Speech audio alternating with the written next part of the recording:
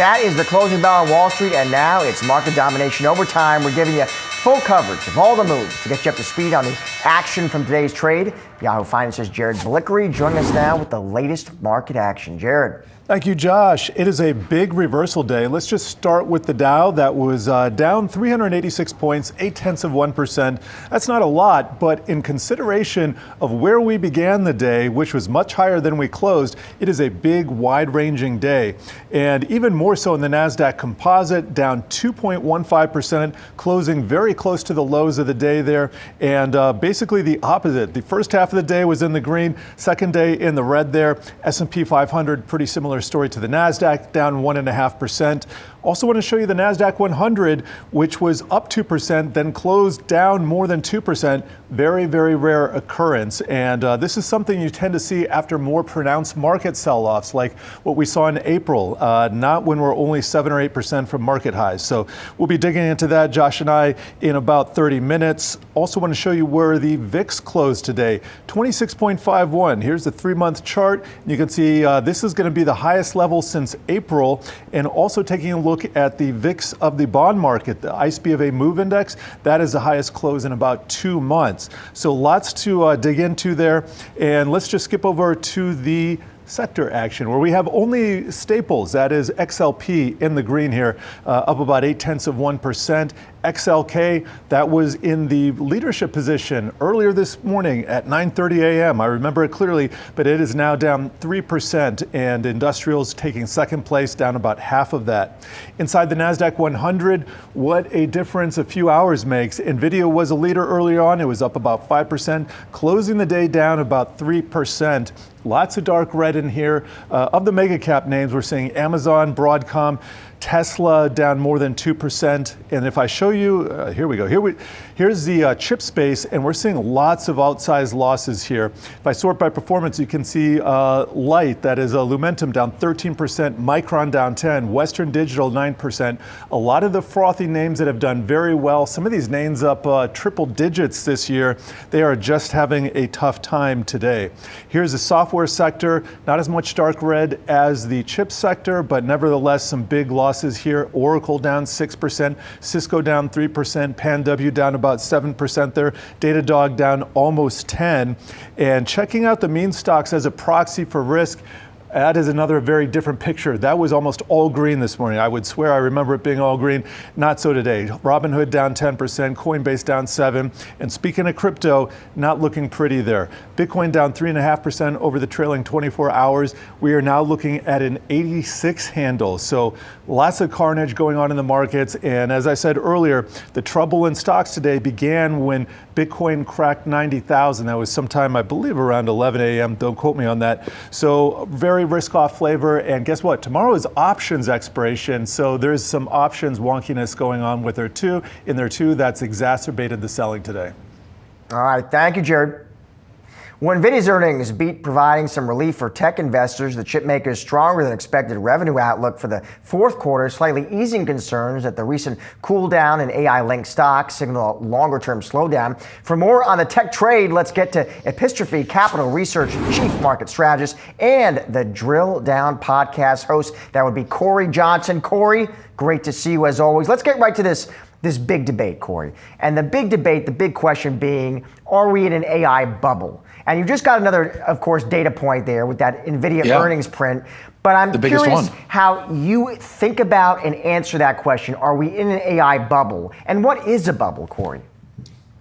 Let me answer this second part first, which is, what is a bubble?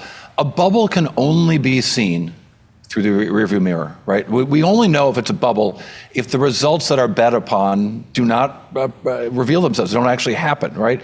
If you invest in building an ice cream store and you spend $100,000, it seems stupid at the time because it's not worth $100,000. If you sell $1 million worth of ice cream later, it was worth it. So the question is, will the earnings and the free cash flow ultimately materialize here? And I think it's hard to know. Some of the names that we look at around outside of Nvidia, outside of the big semiconductor names, outside of Oracle name that I own that got really beat up today, there's certainly some rampant speculation that these bit players who have shown nada for results will somehow get involved and benefit from the AI build out. And that stuff is surely, some of it is overvalued and some of it is never going to materialize. But you got to do your homework to figure out which ones those are. And at the end of the day, you're probably making a guess or an educated guess at best.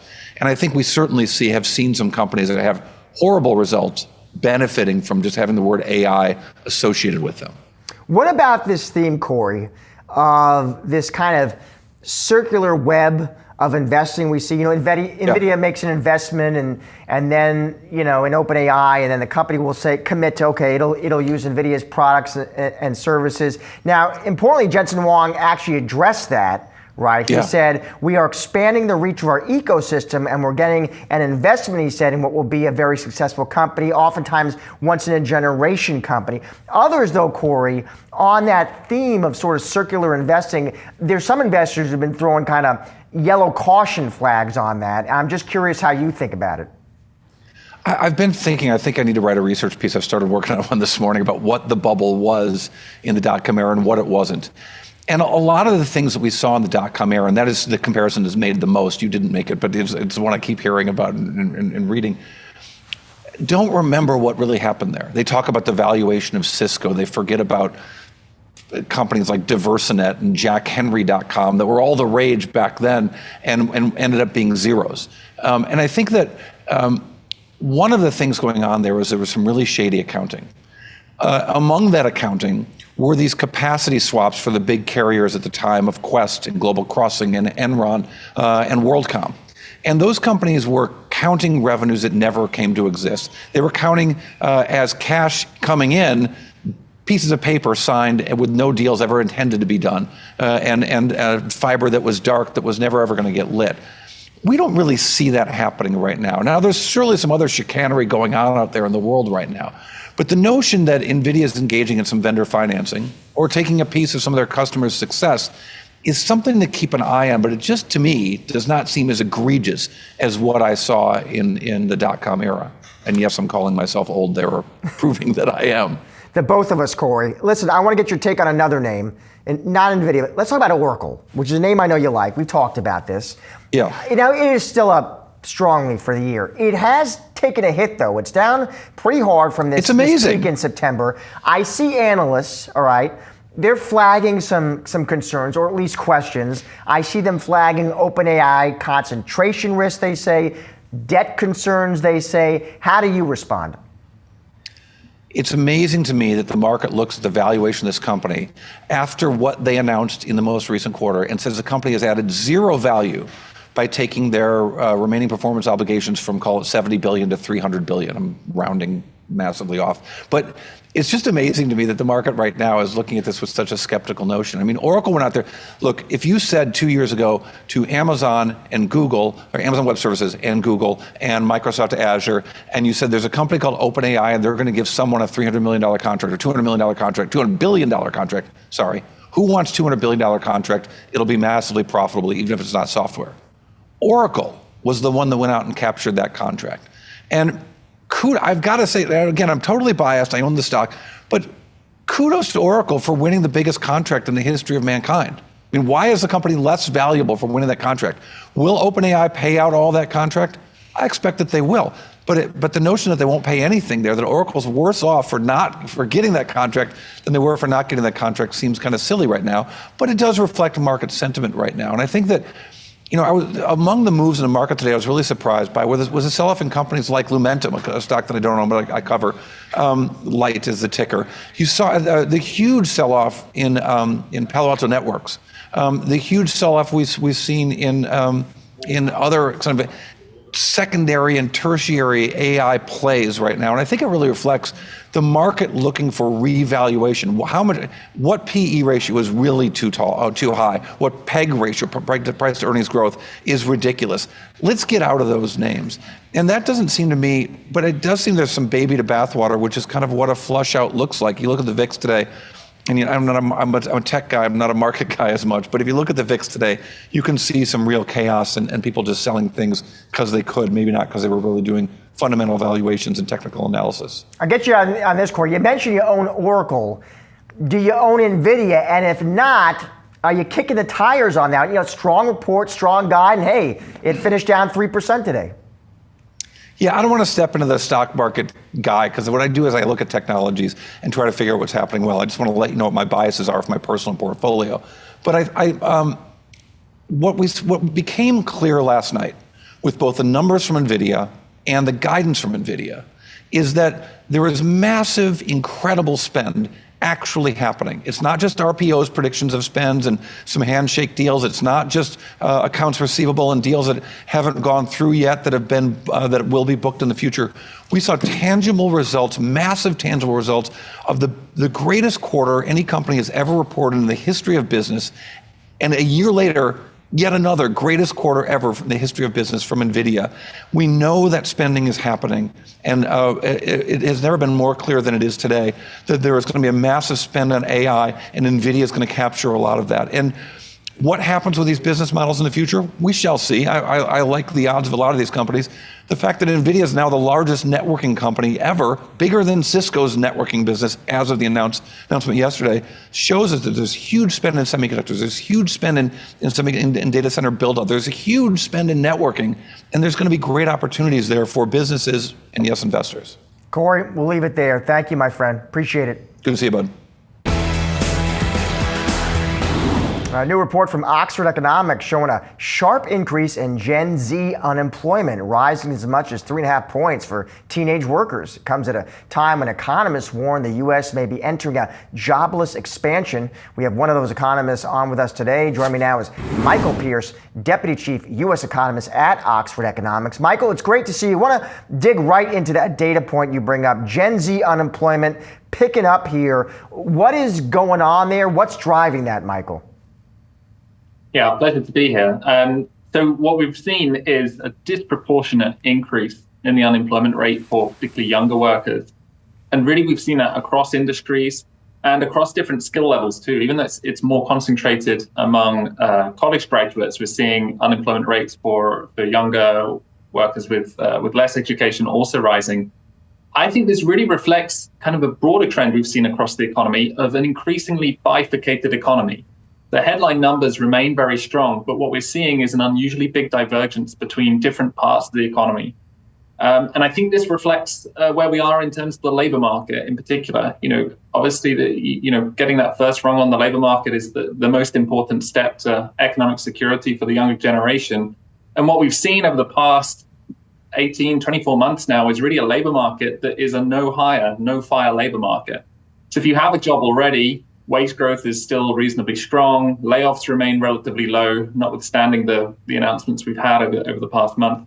Really, the real weakness has come through reduced hiring. And so we've just seen firms hiring, the hiring rate across the economy outside of the pandemic is its weakest since 2012. So for those looking to get on the job market, this is a genuinely very weak labor market to be coming into because a lot of firms just aren't hiring. You mentioned wage growth there, Michael. What is wage growth like for younger workers? What's the trend? Yes, I think that reflecting, while overall wage growth has held up, what we're seeing is this story of kind of almost two labor markets with wage growth at high end for high wage jobs and for those at more senior levels remaining relatively robust. But wage growth for younger workers really slowing quite dramatically. Younger workers normally see much faster pay increases, but that gap between the pay increases that younger workers are securing relative to older workers has narrowed, and it is now exceptionally narrow relative to the past couple of decades. So again, it tells this story of increasing strains and stresses for younger workers, even when they're able to get on the labor market, on the job market. They're not seeing quite as strong wage gains as they were a decade ago. And when we talk about that Gen Z demo, Michael, I'm curious, can we quantify how important that Gen Z crowd is for the broader economy? Yeah, I mean, at this stage, Gen Z just entering the labor market, their spending power is not as strong as those of old generations. But I think what we see is, normally when a demographic is entering into the labor market on a relatively weak footing, we see kind of lasting scarring impacts on their spending and their economic behavior for decades to come. So, even if we're not seeing kind of that broad-based economic impact now, I do think it's something that could shape the economic outlook for years to come. I mean, where we are, I think, seeing an impact already is the rate at which younger people are remaining at home, living longer with parents, taking longer before taking that step to move out on their own. And what we see, a lot of the research around that is that those that remain at home simply end up spending less. Obviously spending a bit less on housing, less on transport. But what we see is that spending, they're obviously saving a bit more, but not really spending more in any other categories. So that's something that puts upward pressure on savings across the economy, reduces spending overall, and just leads to a more cautious consumer overall. Important story, Michael. Thank you for helping us think through it. Appreciate it. Thank you. Well, there's a new Fidelity survey showing a record number of Americans hitting 401k millionaire status, and millennials are leading the charge. For more, we're bringing in Yahoo Finance senior columnist Cory Hannon. Cory. Hey there. Yeah, big news. We got Millionaire Row is really surging. The last quarter and the third quarter, Fidelity's numbers showed once again a big jump up in the number of millionaire 401k holders. And millennials, they almost doubled the number of millennial millionaires from the second quarter. So it's pretty significant. Now, of course, you got to understand, I mean, this is, we're talking 654,000 millionaires, but we all get excited about the idea of being a 401k millionaire. And, Fidelity's got something like, 25 million participants in their 401k plan. So it's a small amount, but it's worth noting. And clearly, it reflects the robust market in the third quarter. And across the board, Fidelity found their average 401k balances were up 5%. And so the average balance was about $144,000 roughly. And so, things were, all boats rose, but the idea is it's pretty exciting when you hit that number, and a lot of people they light up at the thought. Hey, for good reason, Cory. Do we know what age people typically become 401k millionaires, Cory? Do we have line of sight there?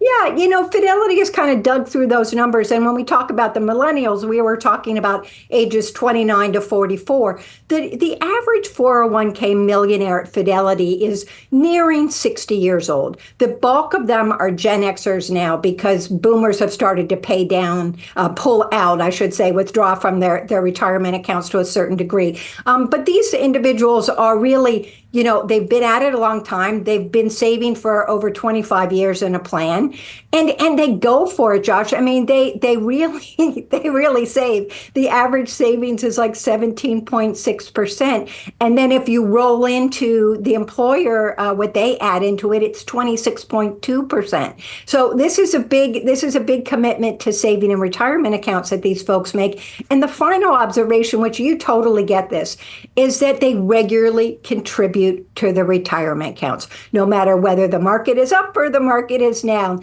And that is the core to truly building wealth, is to stay consistent and keep at it. Cory, always great to see you. Thank you.